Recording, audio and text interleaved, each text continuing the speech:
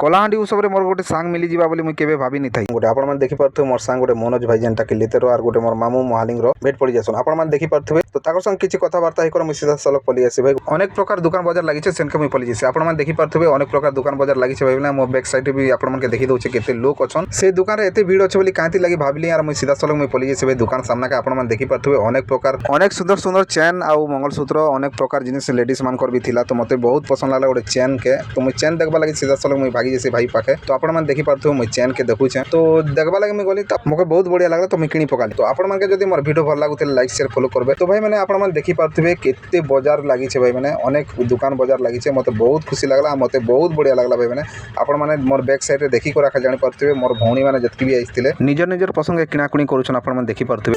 आपण माने कलाहांडी उत्सव केते दिन देखि गले मते कमेंट करके निहाती कहबे। मते भी बहुत बढ़िया लागबा। मुई तो 10 तारिख दिन गोटे दिन आखा गले जेन दिन कि उमा दादा अर्चना दीदी आइथिले से दिन आखा मुई जाइथिनी। तो भाग्य खराब मुई उमा दा के देखि नि पारली किंतु अर्चना दीदी के मुई देखि पारली। तांकर गोटे शो दुईटा भी देखि पारली। उमा दार आर प्रोग्राम मुई देखि नि पारली। बहुत दुखर कथा मुई देखि नि पारली आ मुई सीधा सलख पलि आसी घर।